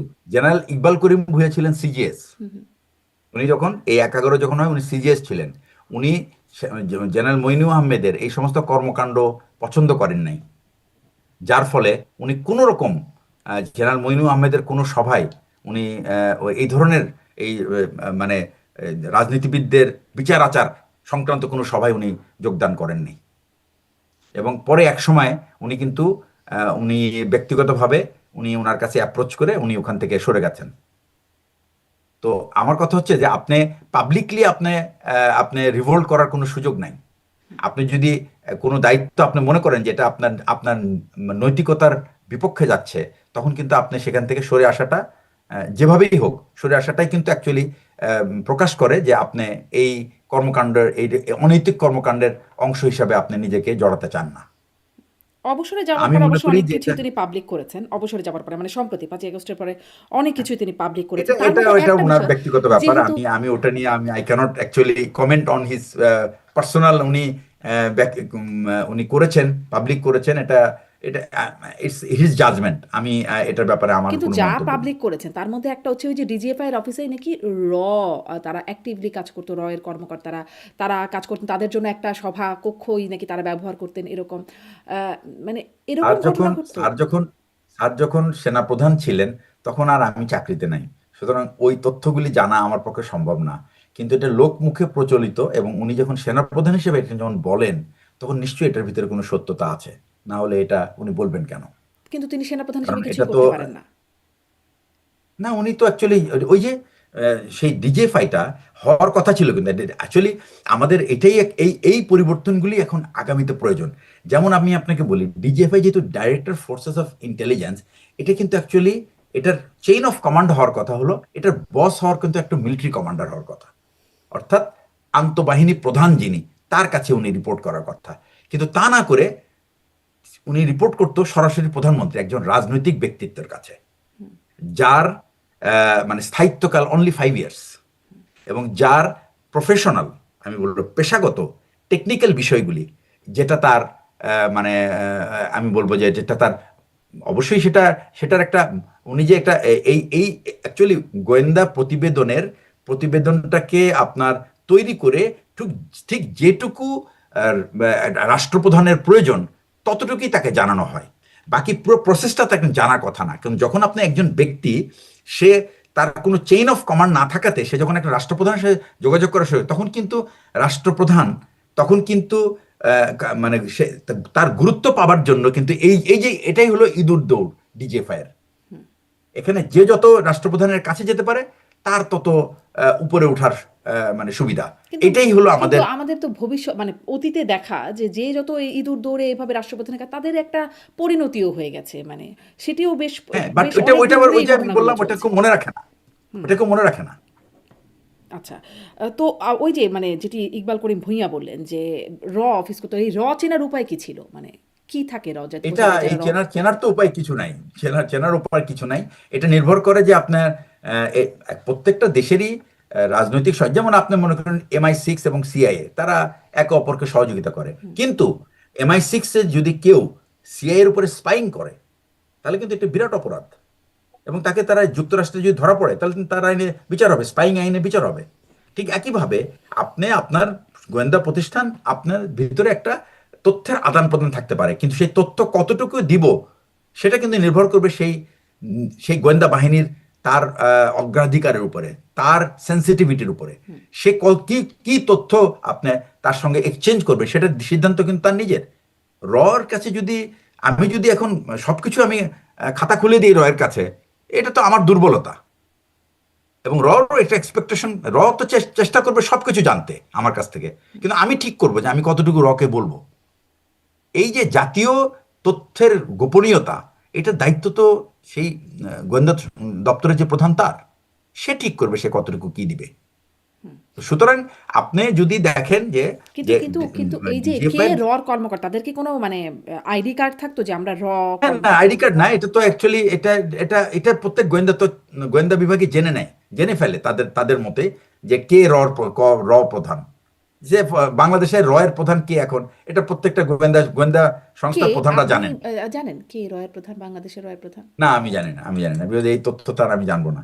আচ্ছা, কিন্তু এটা অনেক সাংবাদিকরা জানে, অনেক রাজনীতিবিদরা জানে। আমি আপনাদেরকে একটা কথা বলি, আমি জাস্ট কোট আনকোট, মানে তারা কি আসলে বাংলাদেশ সেনাবাহিনীর কর্মকর্তাই হয়ে থাকেন নাকি কিরকম? না, রয়ের কর্মকর্তা তো আর বাংলাদেশ সেনাবাহিনীর কর্মকর্তা হবেন না, তারা তো আর বাংলাদেশ সেনাবাহিনীর তারা কর্মকর্তা ভারতীয়? হবেন না। তারা ভারতীয় অর্গানাইজেশন, সুতরাং তারা ভারতীয় কর্মকর্তা। কিন্তু আবার এদেশে তো অনেকে মানে এজেন্ট হিসেবে তারা কাজ করে। হ্যাঁ, বিকজ তারা এখন মনে করেন রর কাজ হলো আপনার বাংলাদেশ। আর রর কাজ কি? সে ফর এক্সাম্পল আমি একটা কথা বলছি, আমরা যেটা দেখছি যে সেটা হচ্ছে যে বাংলাদেশের, এমনকি আমি আপনাকে বলি, মেহেরপুরে আওয়ামী লীগের 24-এর ইলেকশনের সময় যিনি আপনার ছিলেন সংস্থাপন মন্ত্রী, ওনার এগেনস্টে একজন ভদ্রলোক ইলেকশনে দাঁড়িয়েছে, তার কম্পিটিটর আওয়ামী লীগের। তো তারা একে অপরকে বলছে যে তুমি বেশি বাড়াবাড়ি করো না, আমার কিন্তু ভারতীয় গোয়েন্দা সংস্থার কিন্তু ব্লেসিংস আছে। তার মানে উনি জানেন যে ভারতীয় গোয়েন্দা সংস্থা তাকে নির্বাচন করে এমপি বানাতে চান। নিশ্চয়ই এই এমপির মাধ্যমে তাদের কোনো উদ্দেশ্য আছে এটা হাসিল করার জন্য। সুতরাং যদি প্রয়োজন হয়, কি দরকার? দরকার এমন সব পলিসি বাংলাদেশ যেন করে যেটা ভারতীয়দের ব্যবসা বাণিজ্য সহজ হয়, তাদের যোগাযোগ ব্যবস্থা সহজ হয়, তাদের যেন আপনি ইউএসএতে যেরকম লবিং করে মানুষ, কেন ইসরায়েলির লবিং করে কেন? To get more fund. ঠিক একইভাবে এখানে থেকে লবিং করে যেন ভারতপন্থী নীতি যেন আমরা তৈরি করতে পারি। তারা ওই ধরনের কার আসলে রয়ের ব্লেসিংস আছে, মানে কে দাবি করে কার দাবি যে ঠিক আর কার দাবি যে ভুল? আমরা তো কথাই শুনি উনি রয়ের এজেন্ট, তিনি রয়ের এজেন্ট। মাঝে মাঝে মানে কি আমরাও নির্ভর করে সে কি কথা বলে তার উপরে, তার আচার আচরণ, ওটাই তার ম্যানিফেস্টেশন। আচার আচরণ পছন্দ না হলেই একরকম রয়ের এজেন্ট না, আচার আচরণ পছন্দ না, সে দেখবেন যে আপনার মানে ভারত, সে ফর এক্সাম্পল আপনার কাঁটাতারের, এই যে ভারতে কাঁটাতারের বেড়া দিচ্ছে, তারা বললো যে 45 দিনের মধ্যে বিএসএফ কাঁটাতারের বেড়া শেষ করবে। বাংলাদেশ কিন্তু কাঁটাতারের বেড়া, এটা একটা বাংলাদেশের জন্য একটা অপমানজনক আমি বলবো ব্যবস্থা। কেন? কারণ এর মাধ্যমে তারা সারা বিশ্বকে দেখাতে চায় যে আমরা এমন এক জাতি, আমরা কর্মের খোঁজে বা কোনো কারণে আমরা রাইট রাস্তা না ফলো করে আমরা একটা ভুল রাস্তা দিয়ে ভারতে অনুপ্রবেশ করতে চাই। আসলে যদি আপনি চিন্তা করেন গত 15 বছরের বা তার আগে বাংলাদেশের যে হিউম্যান ডেভেলপমেন্ট ইন্ডেক্স, এই ইন্ডেক্সের কিন্তু কোনোভাবেই প্রমাণ করে না যে বাংলাদেশের মানুষ কাজের সন্ধানে ইন্ডিয়াতে যাইতে হবে। কারণ ইন্ডিয়ার মানুষ তাদের 70% লোক হলো $1 নিচে তারা আয় করে। কিন্তু সীমান্ত একটা এভারেজ দেখলে চলবে না। সীমান্ত এলাকার মানুষ যারা, তারা তো আসলে তাদের একটা বাস্তবতা, এলাকার মানুষগুলি যে যাতায়াত করে, এটা কিন্তু বেসিক্যালি এটা হলো আপনার বলবো নিয়মের বাইরে যে বাণিজ্য, সেটার জন্যই তারা এই কাজটা করে। এবং এটা কিন্তু দুই পক্ষই জড়িত। এটা ভারতীয় পক্ষেরও ইন্টারেস্ট। যেমন আমি আপনাকে একটা উদাহরণ দিই, আপনি বাংলাদেশে দেখবেন যে প্রায় একটা সময় সোনা পাচার হতো। সোনা আপনি বাংলাদেশে আসে, আপনি তো বিনা পয়সায় আনেন না। সেই মনে করেন আমি একজন শ্রমিক মধ্যপ্রাচ্যে চাকরি করি, আমি অনেকদিন টাকা পয়সা জমায়, আমি দেখলাম যে আমি যদি টাকা না নিয়ে যদি আমি সোনা নিয়ে যাই, 5 তোলা সোনা বা 10 ভরি সোনা নিয়ে যাই, তাহলে আমি সোনাটা বিক্রি করলে আমি টাকার পরিমাণ বেশি পাবো। তো আমি কি করলাম, সোনা কিন্তু is an asset for the country. আমি ফরেন কারেন্সি ব্যয় করে আমি সোনাটা দেশে আনলাম, এনে আমি সোনাটা দেশে রাখলাম না। আমি কি করলাম, অতিরিক্ত যেমন সোনার ভরি যদি এখন 1 লাখ টাকা হয়, আর যদি আমি এটা ভারতে পাচার করি, ওটা আমি 1,25,000 টাকা ভরি পাবো। তা আমি কি করলাম, আমি চোরাচালানকে বলে দিলাম ঠিক আছে তুমি এটা নিয়ে যাও, আমাকে 1,25,000 টাকা দাও। তারা এটা নিয়ে কি করলো, এটা ওই পারে পার করে দিল। এই সোনাটা কিন্তু তারা ব্যবহার করে, এটাকে তারা ভ্যালু এড করে, এটা গহনা হিসাবে কিন্তু বাইরে এক্সপোর্ট করছে, এবং তারা ফরেন কারেন্সি। তো আমি কি করলাম, ফরেন কারেন্সি দিয়ে সোনা আনলাম, সেই সোনাটা আমি ওই পারে পার করে দিলাম। তো এখানে কিন্তু দুপক্ষের ইন্টারেস্ট, এই পক্ষের ইন্টারেস্ট হলো যে আপনি এটার থেকে ফায়দা পেলেন কিছু, আর ওই পক্ষের ইন্টারেস্ট হলো সে তার তার ডলার দিয়ে সোনা কিনতে হলো না, সে আমার ডলার দিয়ে সোনা কিনে সে এটা এক্সপোর্ট করছে। তো এই যে একটা গিভ অ্যান্ড টেক বিজনেস, এটা কিন্তু আবার ভারত এনকারেজ করবে। কিন্তু ভারত আবার এটা এনকারেজ করবে যে ওই পার থেকে ফেন্সিডিল বিক্রি হোক, বিকজ এখানে যুব সমাজ ধ্বংস হয়ে যাক। এটা কিন্তু একটা বিরাট কিন্তু একটা যুদ্ধ কিন্তু ছিল তাহলে একসময়। ধরেন যুক্তির খাতিরে যদি বলি, যদি কাঁটাতারের বেড়া হয় এগুলোও তো বন্ধ হবে, হ্যাঁ, এগুলি এগুলো বন্ধ তো হবে বন্ধ হবে, বা এগুলো তো একটা বাধা দেওয়ার না। সুযোগ আবার আসবে। কিন্তু সব কিন্তু তারা কিন্তু 78% কাঁটাতারে বেড়া দিয়েছে, কিছু কিছু জায়গায় ডেলিবারেটলি খোলা রেখেছে যেখানে যেখানে তাদের স্বার্থ আছে। কিন্তু ওই 22% তো গার্ড দেওয়া সহজ হবে বাংলাদেশের বিজিবির জন্য, মানে বাংলাদেশের বাংলাদেশ বিএসএফ এর বিজিবির জন্য। জন্য, হ্যাঁ, কিন্তু এখানে তো এখানে হ্যাঁ। সমস্যাটা হলো যে চোরাচালান হতো না যদি দুই পক্ষেই চোরাচালান বিরোধী যারা থাকেন তারা যদি তৎপর হতেন। এটা তো তো এটা দারুণ নির্ভর ব্যাপার, করে যে ওটা তো হয় নাই, ওটা তো বাস্তবতায় হয় নাই। হ্যাঁ, ওটা হয় না। কিন্তু এবার ধরেন আমি আরেকটা কথা কালকেও আমি বলি এই কথা এটা নিয়ে আলোচনা করছিলাম যে আসলে মানে তারা বেড়া দেওয়ার একদম শুভেন্দু অধিকারী ক্ষমতা নেওয়ার সাথে সাথে বলে দিলেন যে বাংলাদেশ সীমান্তে বেড়া দেওয়া হবে। আমি তো বলি যে এটা খুবই ভালো হচ্ছে বাংলাদেশের জন্য, জি। দিক বেড়া। হ্যাঁ, ভারতের তো পশ্চিমবঙ্গের অর্থনীতিতে নির্ভর করে আমাদের উপরে, হ্যাঁ। এবং আমরা দেখেছি 5ই আগস্টের পরে কি ধরনের আকাল পড়ে গেছে সেখানে, দোকানপাট বন্ধ, ব্যবসা বাণিজ্য, হোটেল বন্ধ হয়ে গেছে, রুগী নাই। হ্যাঁ, তো আসলেই ধরেন, আসলেই পশ্চিমবঙ্গ মানে থেকে একদম যদি ফেয়ার জাজমেন্ট করি, আপনার কাছে জানতে চাই, তাদের পয়সায় তারা সীমান্তে, তাদের সীমান্ত যদি বেড়া দিয়ে রাখে, আমাদের ক্ষতি আছে? আমাদের তো, আমি বলবো যে এটা আমাদের একমাত্র, এটা একটা সাইকোলজিক্যাল, আমি বলবো যে ডিসঅ্যাডভান্টেজ। আচ্ছা। আমি মনে করি না যে কোনো ফিজিক্যাল, হ্যাঁ ক্ষতি তখন হবে যদি সে জিরো লাইনে এসে বাউন্ডারিটা হুম, দেয়। হুম, নিশ্চয়ই। কারণ সীমান্তের জিরো লাইনের 150 গজের ভিতরে তুমি বাউন্ডারি দাও, কিন্তু কেউ আপনাকে মানা করবে না। হ্যাঁ, কিছু কিছু ছোটখাটো ব্যাপার আছে, যেমন একই ফ্যামিলির, আমাদের তো সীমান্তটা এমন ভাবে যে ছড়ানো ছিটানো, যে এক গ্রামের মাঝখান দিয়ে সীমান্ত চলে গেছে, এই গ্রামের একটা বাড়ি পড়েছে বাংলাদেশে, আর একটা বাড়ি পড়েছে ভারতের মধ্যে, সেই সমস্ত সামাজিক যে ডিফিকাল্টিসগুলি সেটা আছে। কিন্তু ওভারঅল যে সেটা হলো আন্তর্জাতিকভাবে আপনি বাংলাদেশকে, আর ওরা যে কারণে ওরা দেয় সেটা হচ্ছে যে আমরা মুসলিম টেরোরিস্ট এই কথা বলে।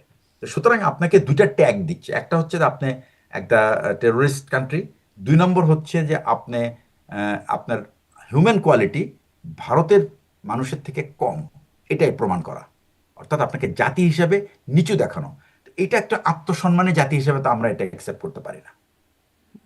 এবং আমি সেই সাথে বলবো যে এখন যে যে ভারতে যখন এই ধরনের মানে হত্যাকাণ্ড অ্যাকসেপ্ট চলে, করতে না পেরে আমরা কি করব?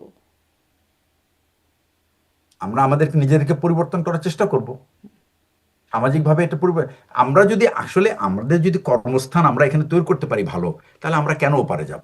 এই যে রিয়াকশনটা হচ্ছে, যে কাঁটাতারের বেড়ার ঘোষণার সাথে সাথে বাংলাদেশে যে রিয়াকশন হচ্ছে, ধরেন আমাদের মাননীয় স্বরাষ্ট্রমন্ত্রী তিনি বলছেন যে, ও আচ্ছা, রয়্যাল এজেন্টের কথা যেটি আলোচনা আসলে বলা হয়, তিনিও নাকি রয়্যাল এজেন্ট, তাকেও মানে শিলং সালাউদ্দিন একটা নাম দেওয়া হয়েছে। তো হ্যাঁ, সেটাই বললাম যে এই আমি এটাই আপনাকে বলছি যে এই এই এই ব্যাপারটা, এইগুলি কিন্তু আসলে মানে এটা মানুষ তো বলতেই থাকে।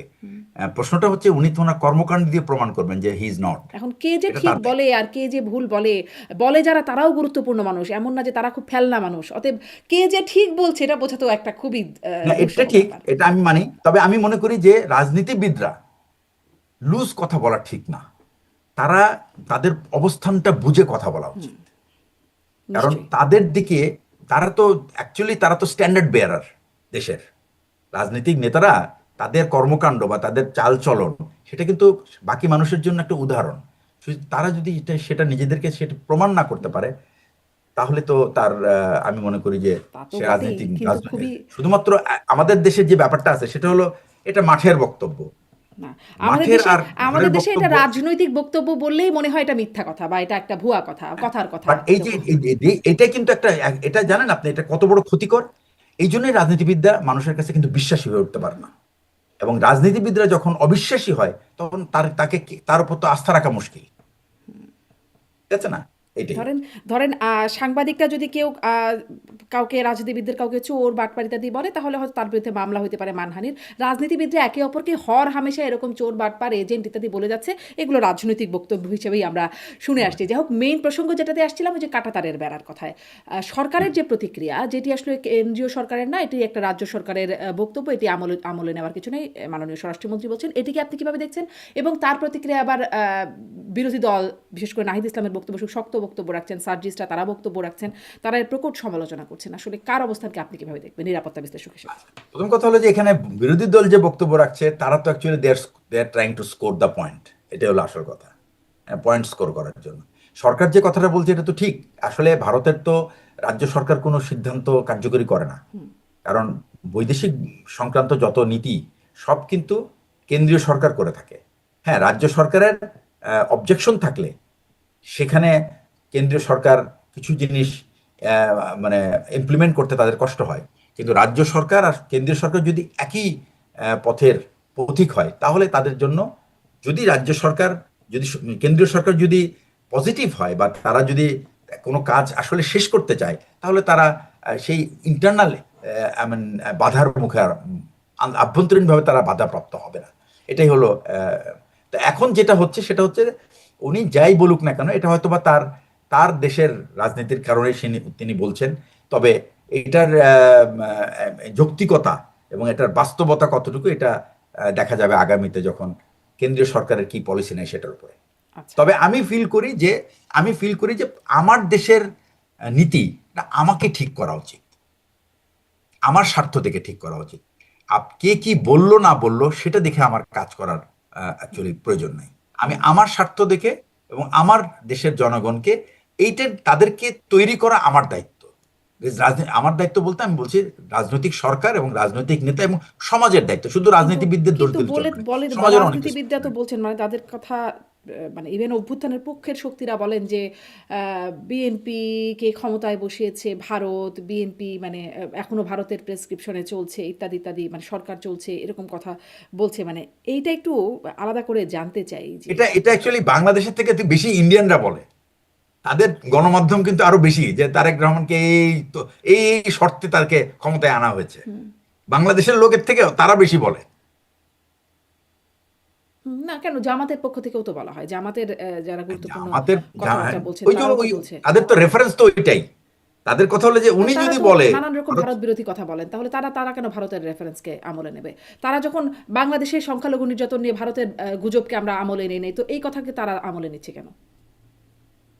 হ্যাঁ না, আমলে নেয় না, মানে তারা অ্যাকচুয়ালি বলতে চায় যে এটা মানে বিএনপি ভারতের মানে সহায়তায় ক্ষমতায় এসছে, কিন্তু বিএনপি তাদের অবস্থান স্পষ্ট করবে তখন যখন তারা বাংলাদেশপন্থী নীতি গ্রহণ করবে, তখনই বোঝা যাবে যে তারা ভারতের অ্যাকচুয়ালি বাংলাদেশপন্থী বলতে কি বোঝায়। যেমন মনে করেন শেখ হাসিনা যে কাজগুলি করেছেন, যে সে ফর এক্সাম্পল উনি মিরসরাইতে 900 একর জমি দিয়েছেন, তারপরে হচ্ছে মোংলা পোর্টকে ভারতের জন্য, তারপরে হচ্ছে যে ওনার যে কি বলে আপনার ট্রানজিট যে দিয়েছে, ট্রানজিট ফি কম রেখেছেন, তারপরে শুধুমাত্র মানে বন্দরকে ব্যবহার করার বাংলাদেশের পণ্যের থেকে ভারতীয় পণ্যকে অগ্রাধিকার দেওয়ার ব্যাপার, তো এগুলি তো সব ভারতপন্থী।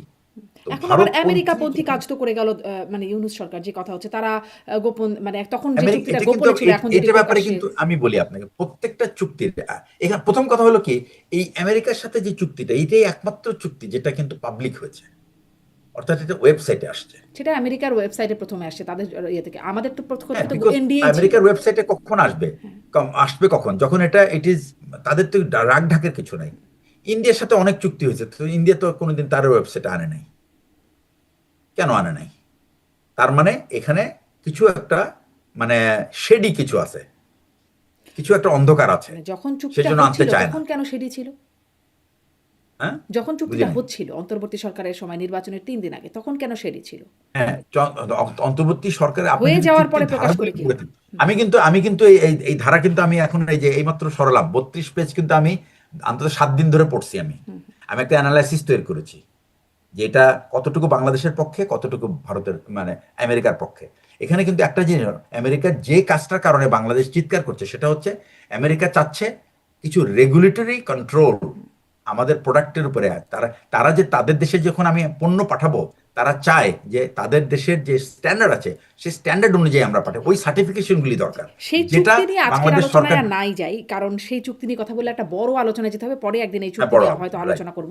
কিন্তু যারা অলরেডি এই চুক্তিটা অ্যানালাইসিস করেছেন, তারা বিশেষ করে অর্থনীতিবিদরা, বিশ্লেষকরা, তারা এই চুক্তিটাকে ক্ষতিকর হিসেবে না, এই বলছেন চুক্তির বাংলাদেশের কিছু জন্য। কিছু হ্যাঁ, এই চুক্তি আমি বলবো যে যারা অর্থনীতিবিদ আলোচনা করেছেন তারাও কিন্তু খুব অনেস্টলি করে নাই, দ্যাটস ফর শিওর। কারণ আমি এই চুক্তির যে জায়গাটাই আমি প্রবলেম মনে করি সেটা হলো সেকশন 4, যেখানে বলেছে যে বাংলাদেশ কোনো তৃতীয় সরকারের সঙ্গে এমন কোনো জিনিসের বৈজ্ঞানিক উৎপাদনে যাবে না যেটা উৎপাদন করলে ভা- আহ, আমেরিকার সাথে। আমেরিকার আমেরিকার নিরাপত্তা হুমকি। আমেরিকা কোথায় আর আমরা কোথায়? আমেরিকার নিরাপত্তার হুমকি আমরা কিভাবে তৈরি করব? আমার তো সেই 16,000 আইসিবিএম যদি আমি তৈরি করি, যেটা রেঞ্জ হবে 16,000 কিলোমিটার, তখন আমি চিন্তা করতে পারবো যে তখন হয়তো আমেরিকা বলবে যে এটা তো আমার জন্য, আমার জাতীয় নিরাপদ, কারণ তোমার তো এটা তোমার রেঞ্জের মধ্যে পড়ে গেছি আমি। এর আগে তো তার তার স্বার্থের হানি হওয়ার কোনো ব্যাপার নাই। আর একটা হইতে পারে কি, ডিয়েগো গার্সিয়া তার বেজ আছে, তার যেখানে যেখানে সৈন্য সংখ্যা আছে সেখানে যদি আমি তাকে হুমকির মুখে ফেলি, তাহলে সেটা বলতে পারে তার নিরাপত্তা। বাংলাদেশ তো সেই চুক্তিতে যাচ্ছে না, সুতরাং এটা একটা পিওরলি তাত্ত্বিক। আরেকটা জিনিস হলো কি, বাংলাদেশের যে সমস্ত আইটেম আনা হচ্ছে সেগুলি বলা হচ্ছে যে এগুলি কি শুয়োরের মাংস আনবে, এই আনবে, সে আনবে। কয়জন মানুষ বাংলাদেশে এই পর্ক কনজিউম করে? এটা সাইজই বা কত? জি, জি। আর এটা আমদানি তো সরকার করছে না, এটা আমদানি করবে একজন ব্যবসায়ী। তো সে মার্কেট না যাচাই করে কি সে লাখ লাখ টন আনবে নাকি? তা তো আনবে না। তো এগুলি হলো এক ধরনের ক্রাউড ক্রাই, মানে চিৎকার করা, চেঁচামেচি করা যে সব শেষ হয়ে গেল, সব শেষ হয়ে গেল। কিন্তু আসলে যদি যদি আপনি প্রত্যেকটা আমাদের লাইন দেশে বাই লাইন সবসময় পড়েন। ক্রাউড ক্রাই শুনি, সবসময় যেগুলো শুনেছি এর আগেও, অতীতের বিশ্লেষণও যেগুলো শুনেছি সেগুলোরও খুব যে অথেন্টিক বাট বিশ্লেষণ আমাদের আমরা তো হাতে অ্যাকচুয়ালি পেয়েছি। পরিবর্তন, আমাদেরকে তো চেঞ্জ হতে হবে জি, কোনো জায়গায়। জি, তো আজকে নিশ্চয়ই। আমরা যে বিষয়ে আসছি আমরা সেটাই, আমরা মনে হয় আমরা হ্যাঁ, ওখানে কনসেন্ট্রেট। একদমই শেষ করে দেই, কারণ আসলে অনেক বড় একটা সময়, ১ ঘন্টার উপরে হয়ে যাচ্ছে কথা বলতে। এত বড় সময় থাকলে আবার দর্শকও সেই অনুষ্ঠান হয়তো দেখবে না। আসলেই শেষ করি, তবে একটা জিনিস একটু শেষ লাইনে বলবেন কি, যে ওই যে জিজ্ঞাসা করছিলাম কেন তারা আসলে এই হুমকি-ধামকি বা এই কাজগুলোতে জড়িয়ে যায়, তাদেরকে একটা রাজনৈতিক উচ্চাভিলাষও থাকে। কারণ অনেকেই দেখি সেনাবাহিনীর মানে অবসরপ্রাপ্ত কর্মকর্তারা তারা গিয়ে রাজনীতিতে যোগ দেন। না, আমার মনে হয় রাজনীতির থেকে তাদের ব্যক্তিগত পাওয়া, ক্ষণস্থায়ী চাওয়া পাওয়া, পদোন্নতি, কিছু আর্থিক সুবিধা ইত্যাদি, এটাই আসছে আপনার 11 থেকে, এটাই কন্টিনিউশন চলেছে। এবং আপনি আর কি করা হয়েছে, আমি আপনাকে আরেকটা জিনিস বলি, সেটা হচ্ছে বাংলাদেশের যে তখন নিরাপত্তা উপদেষ্টা ছিল, নিরাপত্তা উপদেষ্টার কিন্তু একটা গুরুত্বপূর্ণ কাজ, আমি মনে করি ডিজিএফআই এর রিপোর্টিং বস হওয়া উচিত ছিল তখন নিরাপত্তা উপদেষ্টা, থিওরিটিক্যালি। যেহেতু আমাদের কোনো ট্রাই সার্ভিস হেড নাই, অর্থাৎ 3 বাহিনী প্রধান নাই, উনি কিন্তু 3 বাহিনীর প্রধান নিরাপত্তা। তাহলে উনি যদি রিপোর্টিং এন্ড হতো, তাহলে কিন্তু আপনার এই ইঁদুর দৌড়টা আর তখন থাকতো না। আর উনি কি করেছেন, উনি নিরাপত্তার কাজ বাদ দিয়ে উনার কাজ করেছেন ব্যবসায়িক। উনি নিরাপত্তা উপদেষ্টা হয়ে ওনার কাজ একটাই ছিল, সেটা হলো নিজেকে অর্থ কামানো। এখন যে নিরাপত্তা উপদেষ্টা এসেছেন, আমি ওনাকে খুব ব্যক্তিগতভাবে চিনি এবং উনি আমার ছাত্র ছিলেন এবং আমি ব্রিলিয়েন্ট ছাত্র। এবং উনি যে প্রথম চেঞ্জটা আমি যতটুকু শুনেছি, উনি প্রধানমন্ত্রীর অফিস থেকে নিজেকে সরিয়ে নিয়ে এসেছেন এবং উনি এসছেন মানে সামরিক গণ্ডিতে। সুতরাং উনি এই পরিবর্তনটা যদি হয়, আমি যেটা আশা করি, এবং উনি আরো গুরুত্বপূর্ণ কিছু কিছু জায়গায় কাজ করেছে এবং ওনার একটা স্বচ্ছ ধারণা আছে বাংলাদেশের নিরাপত্তা নিয়ে। আশা করছি, কারণ আশা করছি সেই স্বচ্ছ ধারণা এবং তার যে ব্রিলিয়ান্ট হ্যাঁ, মানুষ না, সেটা এবং দিয়ে। এবং অ্যাকচুয়ালি হচ্ছে কি, আমরা তো অ্যাকচুয়ালি আশায় আমরা বেঁচে আছি। সেটাই, সেটাই। আমরা যদি আশা না করি, আমরা যদি হতাশা হয়ে যাই, তাহলে কিন্তু কাজ হবে না। নিশ্চয়ই। সেই আমি এখন আশা বলবো করেই শেষ সেনাবাহিনীর করতে চাই। বর্তমান নেতৃত্বে, হ্যাঁ, আমি আপনাকে একটা জিনিস বলি, সেনাবাহিনীর বর্তমান নেতৃত্বে যারা আছেন, যারা নাকি ভবিষ্যতে আসতে পারেন, এদের প্রত্যেকেই হলো অত্যন্ত উঁচু মানের নৈতিকভাবে এবং পেশাগতভাবে। এবং আমি মনে করি তারা এই ভুলগুলি আর করবে না, যে ভুলগুলি অতীতে হয়েছে। আর অতীতে 2 নম্বর হচ্ছে, অতীতেও যেহেতু আমরা রাজনৈতিক ওরকমই আশা সরকার। করতাম যে তারা এই ভুল করবে না। না, তারাও খুব না, না, ব্রিলিয়ান্ট এটা অফিসার। ডিফারেন্স আছে, এটা ব্রিলিয়ান্ট ডিফারেন্স আছে, অফিসাররা ব্রিলিয়ান্ট ডিফারেন্স আছে। ওয়েতে আপনি ক্ষতি করছেন পরে দেখা যাচ্ছে। না, না, আমি একটা বলি আপনাকে, এখন ডিফারেন্সটা কি, 5ই আগস্টের পরের কিন্তু বিএনপি কিন্তু আওয়ামী লীগের মতো আচরণ করতে পারবে না। প্রথম কথা হলো বিএনপি ওইরকম একটা দলই না, হ্যাঁ, বিরোধী দল তো এবং আবার ওরা অভিযোগ যা করছে করবে তার চেয়েও ভুল নাকি খারাপ করবে, করছে। ওরা করবে ভুল, but they will not do, মানে এই যে মানুষের উপর অত্যাচার, এটা কিন্তু বিএনপির রেকর্ডে কিন্তু আওয়ামী লীগের মতো না। সুতরাং এইখানে একটা আশার বাণী সেটা। আর 2 নম্বর হচ্ছে বর্তমান কিন্তু প্রধানমন্ত্রী আবার যেহেতু এই যে ধরেন মানে এটা খুবই দারুণ কথা, আশার বাণীটা আপনার আশার বাণীটা খুব মানে আশা নিতই করতে চাই, দর্শক যারা আছেন তারাও যেন আশান্বিতই হয়। কিন্তু ধরেন এই যে অপারেশন ক্লিন হার্ট, এখন পরবর্তীতে দেখা গেল সেনাবাহিনী বা র্যাবের কর্মকর্তারা রীতিমতো ভাড়াটে খুনি হিসাবে কাজ শুরু করে দিল। মানে ক্রস ফায়ারটা একটা ভাড়াতে ব্যাপার স্যাপার হয়ে গেল। মানে তখন থেকেই তো হয়েছে এই বিষয়গুলোর চালু, হয়নি? না, আমি আপনাকে এখানে এখানে কিন্তু একটু কিছু তথ্যগত পরিবর্তন মানে ডিফারেন্স আছে। খালেদা জিয়ার সময় র্যাব তৈরি হয়েছিল, ক্লিন হার্টের পরে ক্লিন হার্টের কিন্তু সবচেয়ে বেশি ক্যাজুয়ালিটি হয়েছিল কিন্তু বিএনপির। হ্যাঁ, কারণ এবং খালেদা জিয়া কিন্তু তার মন্ত্রিসভাকে কিন্তু ওয়ার্ন করেছিল যে আপনাদের ছেলেদেরকে আপনারা নিয়ন্ত্রণ করেন, এরপরে কিন্তু আমাকে দোষারোপ করতে পারবেন না। এবং যেদিন ক্লিন হার্ট ডিপ্লয় হয়, আমি শুনেছি ক্লিন হার্টে খালেদা জিয়া পিএসওকে বলেছেন এই যে আদেশ দিব, এই আদেশ যেন আপনি ছাড়া আর কেউ না জানে, যতক্ষণ পর্যন্ত সেনাবাহিনী ভোরে যেন মানুষ বুঝতে পারে যে ক্লিন হার্টের আদেশ হয়েছে। তার মন্ত্রিসভা জানতো না, কেউ জানতো না। এটা হলো এক। 2 নম্বর হচ্ছে এরপরে যখন র্যাব তৈরি হলো তখন ক্রাইটেরিয়া ছিল একটা, যে কোনো রাজনৈতিক সংশ্লিষ্টতা থাকতে পারবে না, তার বিরুদ্ধে কোনো আর্থিক দুর্নীতি নাই এমন অফিসার সিলেক্ট করতে হবে, এবং সে পেশাগতভাবে দক্ষ। তো এই 3টা কোয়ালিটি কিন্তু আওয়ামী লীগ কম্প্রোমাইজ করেছে। আওয়ামী লীগ যখন র্যাবে যখন লোক নেওয়া শুরু করেছে, তারা কিন্তু আত্মীয় স্বজন আনা শুরু করেছে, এবং এই আত্মীয় স্বজনের কারণে কিন্তু র্যাবের এই পরিণতি হয়েছে। সুতরাং ওই র্যাব আর কারণ ওই র্যাব আমরা দেখেছি, এবং ওই র্যাবে হ্যাঁ আপনি কিন্তু বলতে পারেন ওই যে র্যাবে অনেক তো মানুষ খুন অপরাধীকে করার লাইসেন্স নিয়ে আসছিল, মানে বিচার লাইসেন্স, বহির্ভূতভাবে। হ্যাঁ এটা বলতে পারেন আপনি এবং সেই থিওরিটিক্যালি। লাইসেন্সেরই একটা অপব্যবহার করে গেছে পরবর্তীতে, মানে ফলো না, করেছে। ওই লাইসেন্সটাকে অপব্যবহার না, এটাকে রীতিমতো ক্রিমিনালাইজ করে ফেলেছে।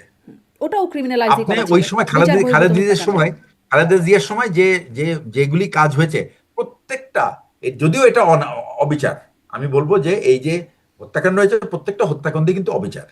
তারপরেও আমি বলবো যে কোনো যারাই হত্যাকাণ্ডের শিকার হয়েছেন, 20 থেকে 22টা হত্যাকাণ্ড তারা নিজেরা করে এসছেন। এইরকম এইরকম এইরকম ক্যারেক্টাররাই ক্রস ফায়ারে গেছে। But cross fire is not the right way of dealing things. আপনি বিচার বিভাগেও আপনি আপনি আইন এমনভাবে করেন যেন আপনি দ্রুত তাদের বিচার করে তাদের এবং এখানে সমস্যাটা হলো কোথায় জানেন? সমস্যাটা হলো আমাদের বিচার ব্যবস্থায় একটা বিরাট বড় সংস্কার দরকার, যেটা প্রফেসর ইউনূস শুরু করেছিলেন, কিন্তু আনফরচুনেটলি এটা আর করে যেতে পারলেন না। অনেক ধন্যবাদ। এটা আজকে আসলে আর শেষ এটা হলো করতেই না। হবে। এত বেশি সন্ত্রাসী যেন হয়ে না ওঠে যে তারা আনকন্ট্রোল হয়ে যায় সাধারণ বিচার ব্যবস্থার মাধ্যমে। এবং মানে আপনি যে আশার বাণীগুলো, নতুন সরকার আসছে নিশ্চয়ই তারা সেই মানে তাদের কাছ থেকে ততটুকু আশা অন্তত আমরা করতেই চাই। আমি অনেক অনেক সমালোচনা করব, অনেক কিন্তু আমি ধন্যবাদ। তারপরে বলবো যে উই হ্যাভ হোপ। নিশ্চয়ই অনেক অনেক ধন্যবাদ। জি, তা তো বটেই। তারেক রহমান সরাসরি নির্যাতনের শিকার, অতএব যেন নির্যাতন না হয় সেটি নিশ্চয়ই। হ্যাঁ, এটা এটা আমার মনে হয় এটা এই জন্যই কিন্তু আমি মনে হয় এই পরিবর্তনটা আসবে, জি, আমার ধারণা। এবং আশা এই রাখি। জন্যই আমি আজকে আমি জেনেছি এই ব্যাপারটা, যে তারা রাজনৈতিকভাবে ব্যবহৃত হতে চায় না, এবং তারা পেশাগতভাবে তাদের কাজে কনসেন্ট্রেট করতে চায়। এটা একটা খুবই ভালো দিক। আরেকটা জিনিস আমি বলি যে এই প্রতিষ্ঠান কিন্তু নিজেরা এখন যারা নতুন এটা যে তারা নেতৃত্বে চায়, আসছে, এটা কে বলেছে যে আমরা চাই এটা? মানে এটা তো সবসময় থিওরিটিক্যালি আমরা শুনতেই পাই যে আমরা পেশাগত করতে না চাই, দক্ষতা বাড়াতে থিওরিটিক্যালি চাই, নয়, আমি শুনতেই তো আমি আমি সবসময়। এই জন্যই বললাম, কোনোদিন শুনি নাই আমরা রাজনৈতিকভাবে ব্যবহৃত হতে চাই। আমি আপনাকে সোর্স ডিসক্লোজ করছি না, বাট এটাই হলো সরকার প্রধানের ইচ্ছা।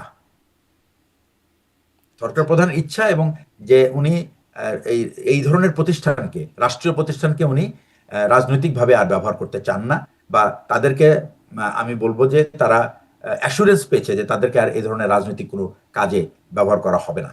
কারণ এটার অবক্ষয়, এটা দেন। আমি বলি আপনাকে একটা কথা, যে এটার ফলে রাষ্ট্র কি হয়েছে, সাধারণ মানুষ এই প্রতিষ্ঠানগুলির উপর আস্থা হারিয়েছে, এবং তাদের সাথে আমাদের একটা দূরত্ব হয়েছে। এই দূরত্ব দূর করা অত্যন্ত জরুরি, আস্থা ফিরিয়ে আনা অত্যন্ত জরুরি, এবং এই জন্য অনেক স্ট্রাকচারাল চেঞ্জ করতে হবে। এখানে আমার কিছু ব্যক্তিগত কাজ আছে, কাজটা আমি আমার ভাবনা চিন্তা অনুযায়ী আমি করেছি, বাট সেটা আর এখানে বলার সুযোগ নাই, নিশ্চয়ই সময়ও নাই। আবার কারণ আবার আমি নিশ্চয়ই বলবো কোনো যে একদিন সেই কাজ শোনার সময় হলে আরো কিছু বিষয় জমে হ্যাঁ, গেছে। 3 মাস পরে, আফটার নিশ্চয়ই 3 মান্থস। যে